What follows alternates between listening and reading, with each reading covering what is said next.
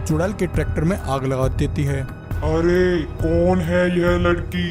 इसके पास इतनी शक्तियाँ कहाँ से आई? एक बार की बात है, एक बार एक दुष्ट लालची चुड़ैल अपने कुछ शैतानों को लेकर नागलोक में आ जाती है। नागलोक आकर वह चुड़ैल इच्छाधारी नागिन और नागराज पर हमला कर देती है। उस चुड़ैल के अचानक हमले से इच्छाधारी नागिन और नागराज घबरा जाते हैं और अपनी जान बचाने के लिए वह दोनों वहाँ से भागने लगते हैं। चुड़ैल कहती है, मेरे शैतानों, खड़े खड़े क्या देख रहे हो? पकड़ो इन दोनों को, देखो कहीं बचकर जाने ना पाए। आज मैं इन दोनों की जीवन लीला यहीं समाप्त कर दूंगी। चुड़ैल के दोनों शैतान नागिन नागराज का पीछा करते हैं, परंतु वह दोनों नाग नागिन को नहीं पकड़ पाते हैं और चुड़ैल के पास आकर कहते हैं, चुड़ैल, वह दोनों इच्छाधारी नाग नागिन हमारे हाथ नहीं आए। चुड़ैल कहती है, कमबख्तों, तुमसे एक छोटा सा काम भी नहीं हुआ। खैर कोई बात नहीं, वह दोनों बचकर कहाँ जाएंगे? जल्दी ही वह दोनों मेरे हाथों से मारे जाएंगे। वहीं इच्छाधारी नाग नागिन भागकर धरती लोक आ जाते हैं। वहां आकर वह दोनों इंसानी रूप ले लेते हैं और एक जमींदार के घर आकर कहते हैं, सेठ जी, हम दोनों बहुत गरीब और दुखियारे हैं। अगर हमें कुछ समय के लिए यहाँ शरण मिल जाए और कोई काम मिल जाए तो आपका बहुत एहसान होगा। उन दोनों की बात सुनकर जमींदार को उन पर दया आ जाती है और वह उन्हें अपने घर काम पर रख लेता है। नागराज और नागिन इंसानी रूप में रहकर जमींदार के घर काम करने लगते हैं। काफी समय बीत जाता है। इच्छाधारी नागिन उस जमींदार के घर में एक लड़की को जन्म देती है। नागिन की बेटी भी नागिन की ही तरह शक्तिशाली होती है। नागराज और नागिन अपनी बेटी का पालन पोषण बड़े अच्छे से करते हैं। कुछ ही समय में नागिन की वह बेटी बड़ी हो जाती है। वहीं एक दिन अचानक से वह लालची चुड़ैल नागिन का पीछा करते हुए धरती लोक आ जाती है। वहां आकर वह चुड़ैल इच्छाधारी नाग नागिन को एक घर में काम करते देख लेती है। चुड़ैल उन दोनों को पहचान जाती है और कहती है, अच्छा, तो यह दोनों नाग नागिन यहाँ इंसानी रूप लेकर छिपे बैठे हैं। चुड़ैल नाग नागिन से कहती है, मूर्ख नाग नागिन, तुम्हें क्या लगा तुम दोनों यहाँ भेष बदलकर मुझसे छिप जाओगे? इतना कहते ही नागिन और नागराज अपने असली रूप में आ जाते हैं और वहां से भागने लगते हैं। तभी उस चुड़ैल को पास में एक ट्रैक्टर दिखाई देता है। चुड़ैल उस ट्रैक्टर पर एक शक्ति मारती है और उसे एक विशाल जादुई नारंगी ट्रैक्टर में बदल देती है और उस ट्रैक्टर पर बैठकर नाग नागिन का पीछा करने लगती है। भाग नागराज भाग, कहाँ तक भागेगा? आज तुम दोनों मुझसे नहीं बचोगे। चुड़ैल अपने ट्रैक्टर से नाग नागिन को एक टक्कर मारती है और उन्हें वहीं कैद कर लेती है। वहीं पास में खड़ी नागिन की बेटी यह सब देख लेती है। अपने माता पिता को चुड़ैल की कैद में देखकर उसे बहुत गुस्सा आता है। वह उसी समय अपनी शक्ति से चुड़ैल के ट्रैक्टर में आग लगा देती है। अरे कौन है यह लड़की? इसके पास इतनी शक्तियाँ कहाँ से आई? फिर क्या था, चुड़ैल जादुई ट्रैक्टर के साथ वहीं चलकर भस्म हो जाते हैं। तभी उस शैतानी मूर्ति से आवाज आती है, क्या हुआ चुड़ैल? किस लिए मेरा आह्वान किया? बताओ तुम्हें क्या चाहिए? चुड़ैल कहती है, भाग नागराज भाग, कहाँ तक भागेगा? आज तुझे नहीं छोड़ूंगी। एक बार की कहानी है। दूर किसी तालाब के नीचे एक रहस्यमयी नागलोक था, जहाँ एक इच्छाधारी नागिन और नागराज रहा करते थे। नागिन ने हाल ही में एक सुंदर से बच्चे को जन्म दिया था। उस बच्चे के जन्म से नागलोक में चारों तरफ खुशी का माहौल था। वहीं एक दिन एक चुड़ैल उस तालाब में मछलियाँ पकड़ रही होती है। तभी उसे वहाँ एक नवजात बच्चे की खुशबू आती है। चुड़ैल कहती है, मुझे यहाँ किसी नवजात बच्चे की गंध आ रही है। लगता है किसी ने बच्चे को जन्म दिया है। यह गंध इस तालाब के नीचे से आ रही है। तालाब के अंदर जाकर देखती हूँ। ऐसा कहकर चुड़ैल तालाब के नीचे चली जाती है। चुड़ैल नागिन और नागराज के बच्चे को देख लेती है। चुड़ैल कहती है, अच्छा, तो यह गंध इस बच्चे की थी जो मुझे यहाँ खींच लाई। यह बच्चा तो बहुत नरम और मुलायम दिख रहा है। इसे खाने में बहुत मजा आएगा। ऐसा कहकर चुड़ैल बच्चे के पास आ जाती है और उसे उठाकर वहां से ले जाने लगती है। तभी इतने में वहां नागिन और नागराज आ जाते हैं। उस चुड़ैल को देखकर नागिन और नागराज को बहुत गुस्सा आता है।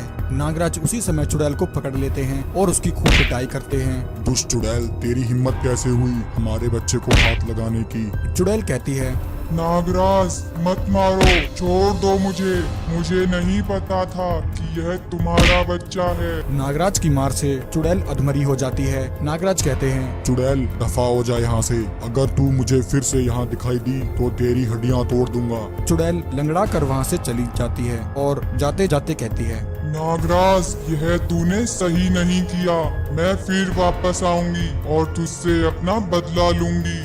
चुड़ैल अपनी गुफा में आ जाती है और अपने शैतान की पूजा करने लगती है। हे शैतानों के देवता, मेरी रक्षा करो। तभी उस शैतानी मूर्ति से आवाज आती है, क्या हुआ चुड़ैल, किस लिए मेरा आह्वान किया, बताओ तुम्हें क्या चाहिए। चुड़ैल कहती है, हे शैतानों के देवता, मुझे उस नागराज से अपना बदला लेना है। मुझे कुछ ऐसा उपाय बताओ जिससे वह नागराज मेरे सामने घुटने टेक दे। तभी वहाँ एक विशाल नारंगी ट्रैक्टर प्रकट होता है। शैतानी मूर्ति कहती है, चुड़ैल यह लो, यह एक जादुई विशाल नारंगी ट्रैक्टर है, तुम इस ट्रैक्टर पर बैठकर जाओ, अब तुम्हारा सामना कोई नहीं कर सकता। चुड़ैल उस ट्रैक्टर पर बैठ जाती है और उसे लेकर नागलोक में आ जाती है। हा हा हा हा हा हा हा हा हा हा। भाग नागराज भाग, कहाँ तक भागेगा, आज तुझे नहीं छोड़ूंगी। हा हा हा हा हा हा हा हा हा हा। इतना कहकर चुड़ैल अपने ट्रैक्टर से नागराज को कुचल देती है। यह देखकर नागिन घबरा जाती है और अपने कुल देवता को याद करती है। तभी नागिन के कानों में आवाज आती है, हे नागिन, जब तक यह चुड़ैल इस ट्रैक्टर पर बैठी है कोई भी इसका सामना नहीं कर सकता। यह सुनकर नागिन सारी बात समझ जाती है। नागिन वहाँ कई बड़े पत्थर प्रकट कर देती है और उन पत्थरों से उस चुड़ैल के ट्रैक्टर को वहीं रोक देती है। चुड़ैल कहती है, नागिन तू इस ट्रैक्टर को तो रोक सकती है, परंतु मुझे नहीं। तभी इतने में नागराज को होश आ जाता है। नागराज चुड़ैल को पकड़ लेता है और उस चुड़ैल की इतनी पिटाई करता है कि उस चुड़ैल की सारी हड्डियां टूट जाती हैं और उसकी जीवन लीला वहीं समाप्त हो जाती है। चुड़ैल के मरते ही वह जादुई नारंगी ट्रैक्टर भी वहाँ से गायब हो जाता है।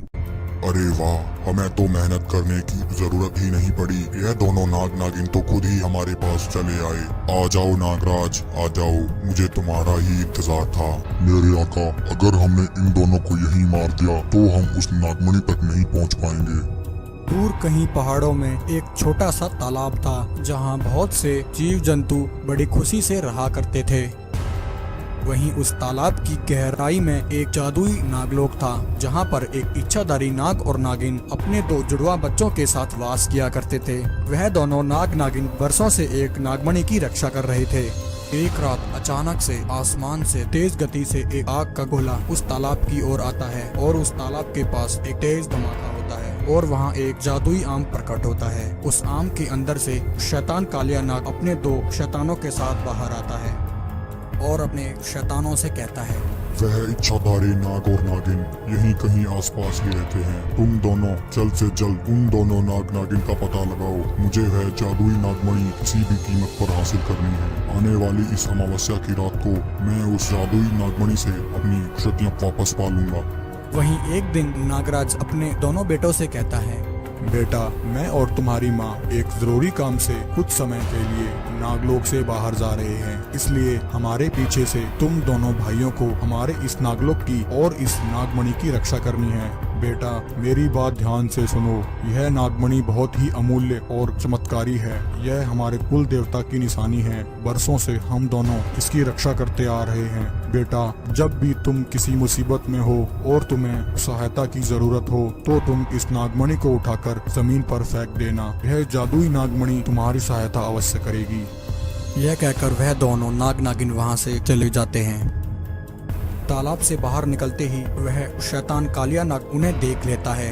नागराज, अब या तो वह नागमणि तुम मुझे दे दो या फिर तुम दोनों मरने के लिए तैयार हो जाओ। दुष्ट कालिया नाग, तो आखिर तू यहाँ तक भी आ पहुँचा। अरे दुष्ट, मेरे जीवित रहते तू अपने मंसूबों में कभी भी कामयाब नहीं हो सकता। तभी कालिया नाग का एक शैतान कहता है, मेरे आका, अगर हमने इन दोनों को यहीं मार दिया तो हम उस नागमणि तक नहीं पहुँच पाएंगे। तभी इससे पहले कि नागराज उस पर हमला करता, कालिया नाग उन दोनों को कैद कर लेता है। नागराज, देखता हूँ तुम कब तक मुझे उस नागमणि का पता नहीं बताते। वहीं दूसरी तरफ काफी समय तक अपने माता पिता के न लौटने पर वह दोनों भाई परेशान हो जाते हैं। भैया बहुत समय बीत गया है, परंतु पिताजी और माँ अभी तक लौटकर नहीं आए। भैया मैं तालाब के बाहर जाकर देखता हूँ, तब तक आप यहीं रहकर नागमणि की रक्षा करना। इतना कहकर एक भाई अपने माता पिता को ढूंढने के लिए तालाब के बाहर आ जाता है। बाहर आते ही वह देखता है कि उसके माता पिता को उस शैतान कालिया नाग ने वहाँ कैद कर लिया है। यह देखकर वह तुरंत अपने भाई के पास जाता है और उसे सारी बात बता देता है। भैया जल्दी कुछ कीजिए, वरना वह शैतान हमारी माँ और पिताजी को मार देगा। तभी नागिन के बेटे को अपने पिता की कही गई बात याद आती है। वह उस नागमणि को उठा लेता है और दोनों भाई उस नागमणि को लेकर तालाब के बाहर आ जाते हैं। उन बच्चों के हाथ में नागमणि को देखकर कालिया नाग खुश हो जाता है और कहता है, शाबाश बच्चों, तुम मुझे समझदार लगते हो। अब तुम चुपचाप मुझे यह नागमणि दे दो, मैं तुम्हारे माता पिता को जीवित छोड़ दूंगा। दुष्ट कालिया नाग, जिंदा तो अब तू नहीं बचेगा। यह कहकर छोटू नागराज नागमणि को जमीन पर फेंक देता है। जमीन पर गिरते ही वह जादुई नागमणि बड़ी हो जाती है और उस नागमणि से एक भयानक शक्ति निकलती है और उस जादुई आम पर लगती है। जादुई आम जलकर नष्ट हो जाता है, क्योंकि उस कालिया नाग की शक्तियाँ उस जादुई आम में थी। तो वह कालिया नाग और उसके दोनों शैतान भी वहीं जलकर भस्म हो जाते हैं।